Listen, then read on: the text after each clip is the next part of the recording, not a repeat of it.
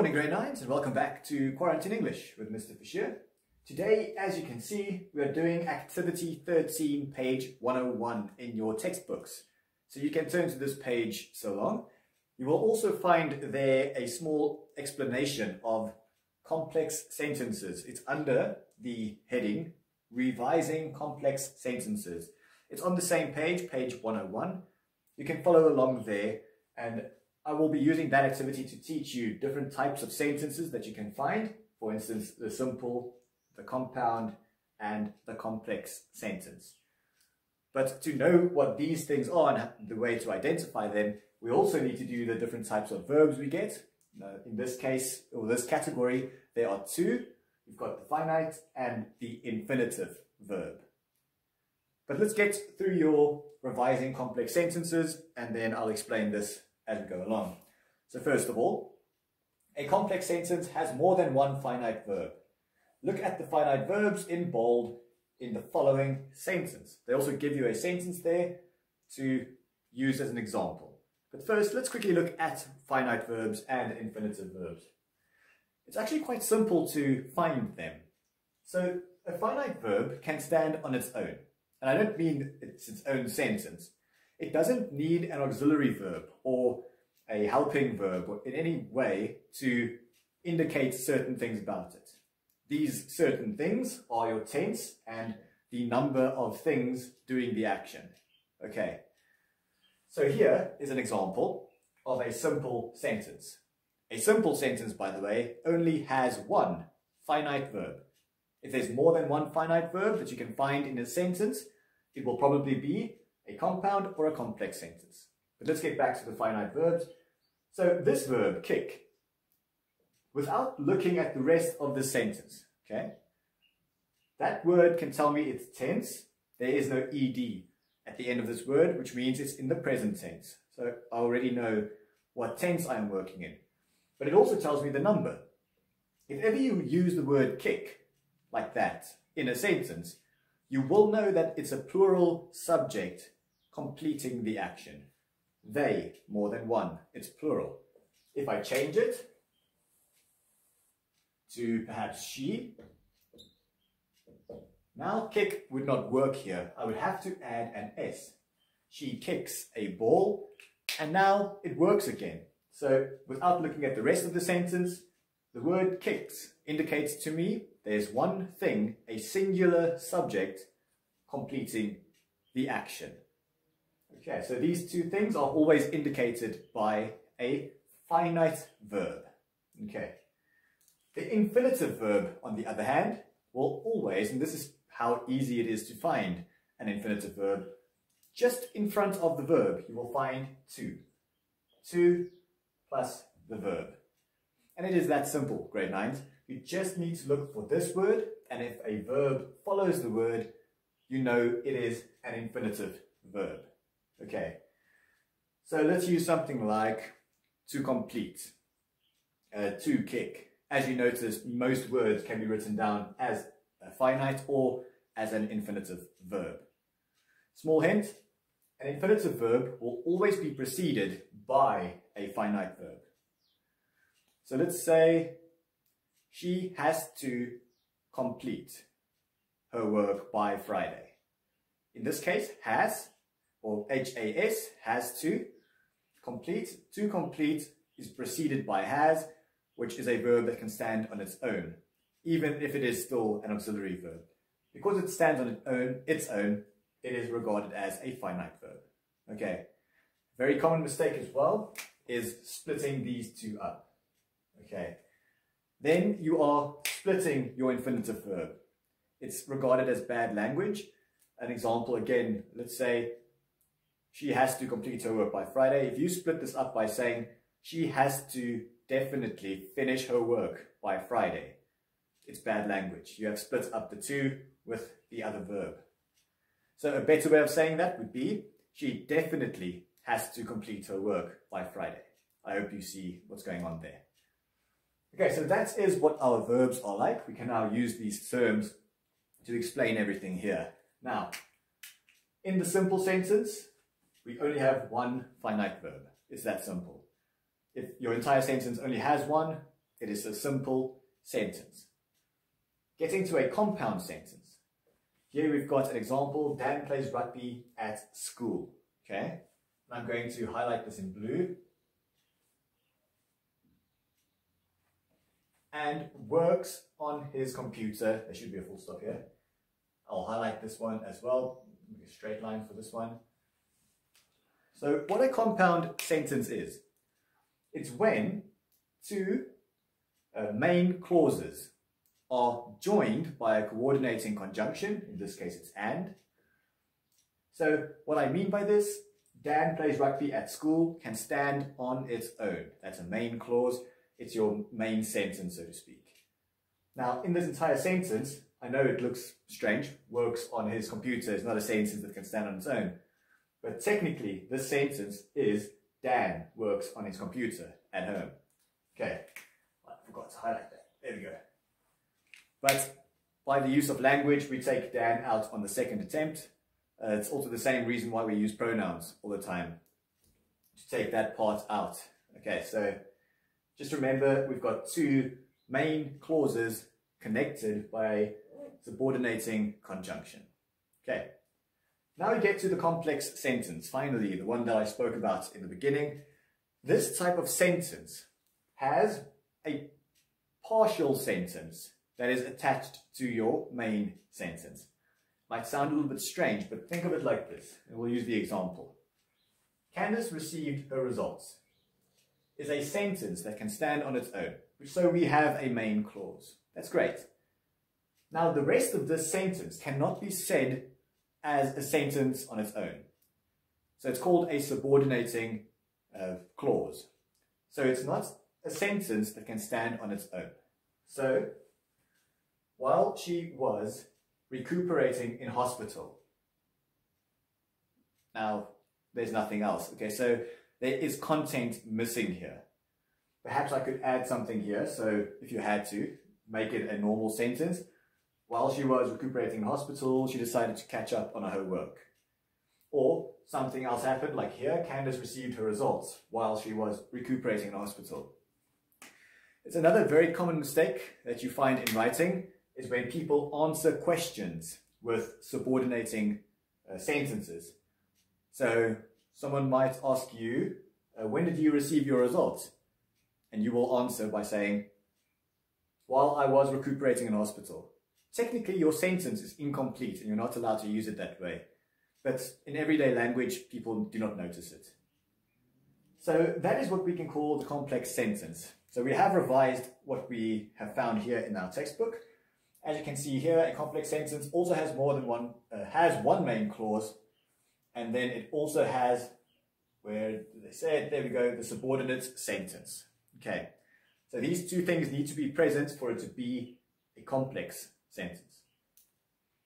Now we can continue on to classroom activity 13. I'm going to erase everything here just to make a little bit of space.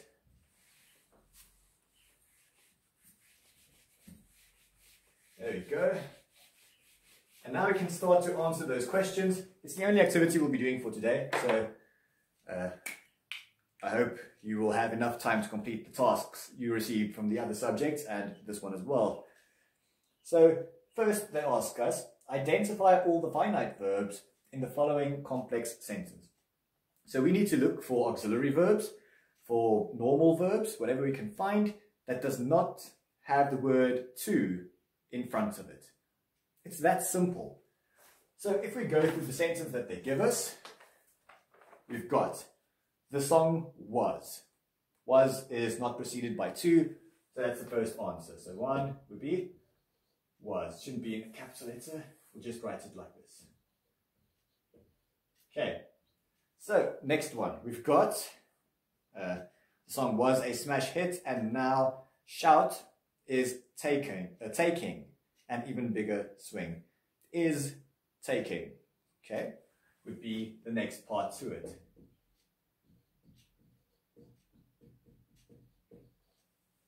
As you can see, a finite verb can still be preceded by an auxiliary verb. But take is a word that can stand on its own. It is not preceded by to, and for that reason it is still a finite verb. It's very, very simple. if you really think about it, if they ever ask you to find an infinitive verb, just look for the word to and a verb. Okay, so that is the answer for 1. 2 is a little bit more detailed. I'm going to write down the parts that are important and I'll sort of make a squiggly line for the rest of the things. But first of all, write the following statements in reported speech. Okay, so you know reported speech by now. It's when you report what someone else has said to another person. Something to look out for here is the introductory verb. They also tell you about this in the sentence. Here we've got, remember, change all the verbs to the past tense after a past tense introductory verb. And we have to begin the sentence with, the speaker said that. So for 2, we've got the speaker said that. And it's very simple. Here's my introductory verb. It's in the past tense. And you might remember the 3 rules that will apply now. First of all, the pronouns will change. Secondly, my tense and all my verbs along with that is going to go 1 step back into the past.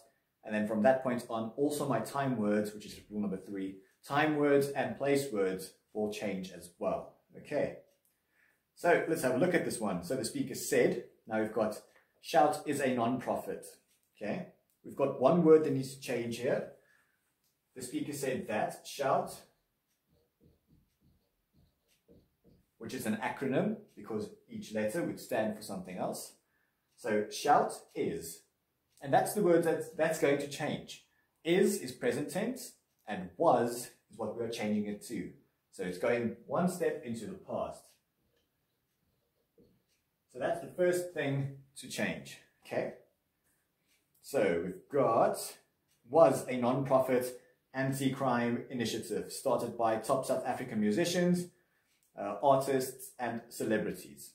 Okay, so all of that, I'm just going to make an ellipse for it and then continue on. Otherwise we're going to waste time. Now I can continue on to shout has also become. So here, what you can do, if you've got 2 sentences, you can write the following. If you know the gender of the person, so he or she, then you can write down he or she. If you do not, you can just say whatever you've got there. So you've got the speaker said, then you can say the speaker added that. Okay, so here I can say it is a male speaker. You know that from the context of the story. So he added that. And now we're going back to our sentence. I hope that makes sense. So if you ever report 2 sentences, that is what you will add. Okay, so next we've got shout has also become. So shout and has is an auxiliary verb used for perfect tense, but for the present. So we need to go from the present to the past perfect. And the auxiliary verb to use there is had. So has is going to change to had also become. Also become. So shout had also become a movement for all law-abiding South Africans committed to a safer South Africa. And you can just continue on with that.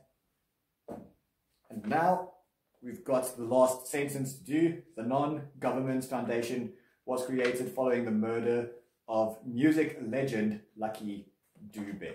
Okay, so this is something that you can add, but again, as you know, if you keep referring to the same proper noun in a sentence, it will sound very strange. So if you keep using that because you are quoting more or while reporting more than 1 sentence, it will also not sound great. So if ever you are writing more than 1 sentence down in reported speech, you can add this every now and again, so to speak. There's not really a fixed rule into this concept. So here I'm not going to add, he added that, even though my sentence has ended. So the non-government foundation was created. We'll change here to had been created. Okay, had been created. Here we go. following the murder of music legend Lucky Dube.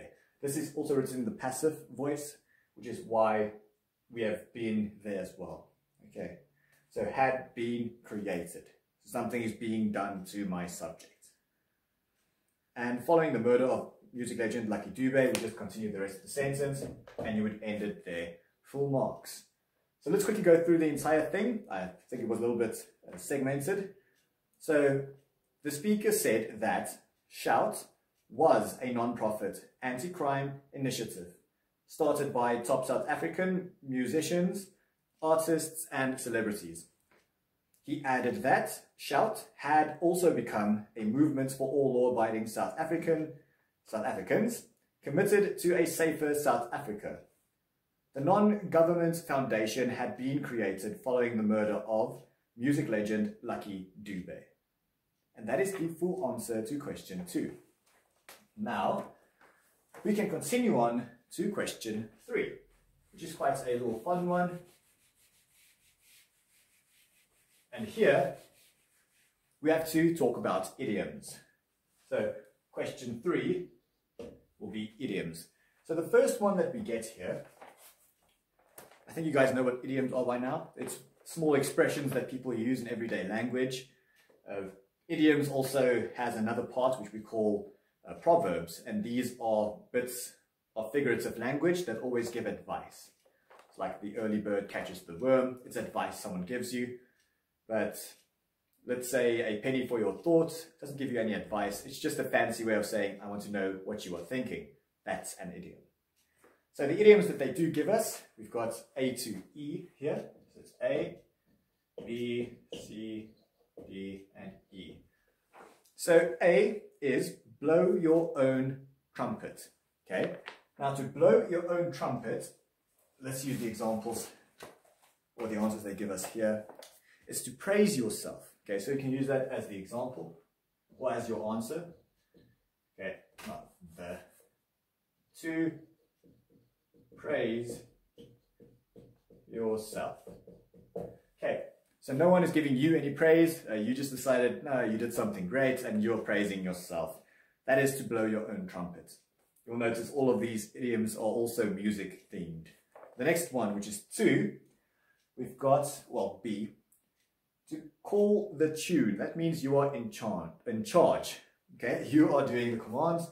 So to make decisions. There we go.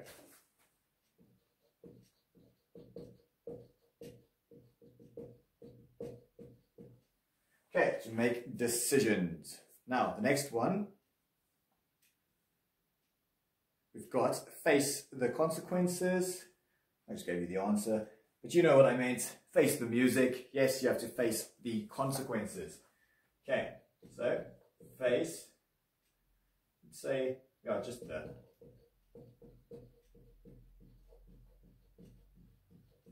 Okay, so if you ever have to face the music, it means you did something that had some repercussions, and now you have to face the consequences. That's you facing the music. The next one we've got is to change your tune. This is when you have a slight change in the way that you approached something. So you are doing something differently now. So let's say you were for option A, and here at the middle of trying to achieve it, you'd start going to option B, then you changed your tune. The answer they give here is say something different from what you have been saying. In a way, it is still correct. So to change what you have been approaching. Let's write it down what they say.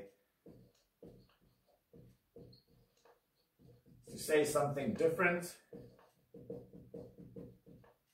Ooh, that's not. There you go. To what? There's a long answer. You have been saying. And there we go. To say something different to what you have been saying or advocating for. So now we get to E, which is the last one we'll be doing. And here we've got music to my ears. This is something pleasant that happened and you enjoy hearing about it. Okay, it's not actual music that is played for your ears. It is good news. There we go. Good news. And that is it, grade 9s. That is all we'll be doing for today. Next time we'll continue on with some of these activities. Unfortunately, I can't do them activity 1, 2, 3, 4 because many of them require oral parts to the assessment or the activity, and we can't really do a listening test, with you listening and me teaching a couple of days back. So we'll be skipping those for now and focusing more on language. But yes, for today, that is all we are doing. Thank you very much for tuning in, and I will see you next time. Goodbye.